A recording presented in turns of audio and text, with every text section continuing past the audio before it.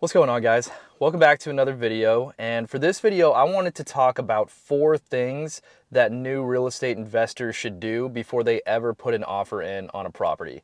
These are steps that I took when I bought my first rental out there in St. Louis. These are gonna seem like very obvious, straightforward things if you're a seasoned investor or you've bought a property before.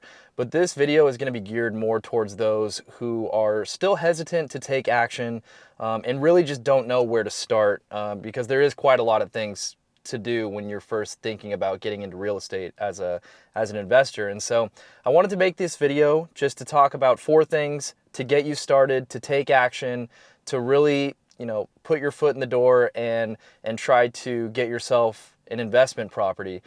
These are very straightforward, very easy things to do that anyone can do. And I'll just get right into it. I have 4 things here, and I've written them down in the order that I personally would do it. There's probably 1,000 things that you can do before you ever buy a property, but these are 4 things that anyone can do before they ever look at Zillow or realtor.com and look at properties. So number 1, just research the market that you want to target. Pick a state, pick a market, pick an area of that state that you personally think that you would be able to buy multiple houses in. It doesn't matter. A lot of people get caught up in thinking that they need to look at 4 or 5 different states at one time. What you need to do is just pick one state and one area and just hyper focus on learning that area the best you can. Write notes, read books, watch YouTube videos, just pick a state and stick to it and just become an expert in that area. That would be the very first thing that I would do, is just find a state that you like the houses in, you would like to own some of the houses there. They're maybe reasonably priced, and it's something that you realistically think that you could buy multiple of, because at the end of the day, that's the goal, is not just to own one rental, but it's to own multiple. Pick a state, become an expert, and laser focus yourself within that state. Number 2, create your LLC. Now, if you're thinking about buying a rental property without an LLC, just skip this step, but I would highly recommend going against that, creating an LLC. And the reason you want to pick your state is because your LLC is going to be set up in that state. So if you decide to choose Missouri, which is what I did, you're going to create a Missouri LLC. If you decide to do Texas, you're going to create a Texas LLC. Your LLC needs to be in the state that you are planning on targeting. And honestly, this is probably the most important step, because once you actually take the steps to create your LLC, it becomes real. It becomes something that you are actually locking yourself into, because once your LLC gets created, you have to pay money every year to keep it. Well, depending on the state, you may or may not have to pay a couple fees to keep it active and eligible. So if you're not creating the LLC and doing anything with it, you're just wasting money, because the annual renewal fee or whatever it may be. Like I said, there's some states where you don't actually have to pay anything, but if you're creating the LLC, there are fees involved with that. And so, you're really actually committing yourself to becoming a real estate investor when you create your LLC. And to go along with that, once your LLC is created, go set up a bank account. It doesn't matter what bank you plan to use. I personally use a large national bank only because when I think ahead of my future, I want to be able to have retail branches that I can walk into and physically talk to somebody no matter where I am in the country in case anything were to happen.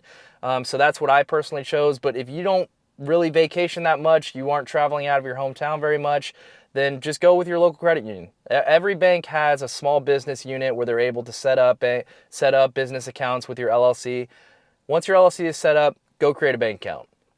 Number 3, the third step, go get pre-approved. You need to find a lender and talk to them about getting pre-approved. If you're planning on going with like a DSCR loan, for example, or an investment property loan, if you're going cash, if you're planning on buying a rental property cash, then just skip this step. But if you're like me and you don't just have the cash to throw to buy a whole house fully down with cash, I ended up using a DSCR loan. That took me taking the first step to actually talk to a lender, understand what the approval process looks like, what kind of documents they need, asking them questions, asking them what their fees are, asking them how much in the end this could potentially cost me if I'm looking at houses in this area at this price point. Your lender is going to be your best friend throughout the process. They're going to be somebody that you're going to work with the entire time. They're going to get you the pre-approval letter that you actually need to start putting offers in on houses. And they're going to be the ones that are, you really want to become friends with them, because they're the ones that are going to be able to hook you up with some deals potentially if it comes to, you needing some extra money, or, getting a lower interest rate or something like that. So go talk to a lender, take the first step, ask questions. Even if you don't end up doing anything that day, you're ahead of the person that hasn't talked to a lender yet. And the fourth and final thing is, once you get pre-approved and you've talked to a lender, you understand what value of house you're actually able to afford based on your current situation, it's time to start interviewing realtors in that area. Talk to realtors in the area that you're researching and looking to get involved in. Not every realtor is going to be the same. Some of them don't want to deal with new investors, which is totally fine. That's not the realtor that you want to work with anyways. And don't take it personally. It's just some people may be too busy. If you're a brand new investor, there's no credibility built there, which is fine. It makes sense. But talking with realtors, at the end of the day, they want your business. They make money when you buy a house with them. So a lot of them are going to want to work with you, but make it very clear what you're looking for. Make it very clear the area that you're looking for, the price range of the house, what you're looking for in that house, whether it's a 2-bedroom, a 3-bedroom, if it has to have all new appliances, whatever it may be. Talk to your realtor and be very upfront about what you're wanting from them and what you want them to do. If you live out of state like I do, I made it very clear to my realtor that if I were to put an offer on a house, that they would go to that property and actually do a video walkthrough and record with their phone and be able to show me the house virtually. So that way I can actually see it even though I'm not physically in the state. That made it very helpful and useful on the weekends to be able to look at properties I was interested in, be able to see it in a video form with somebody that's actually there, seeing it in person physically and able to talk you through if there's any issues. But talking to a realtor is going to be your last step in all of this. No realtor is going to take you serious until you're pre-approved.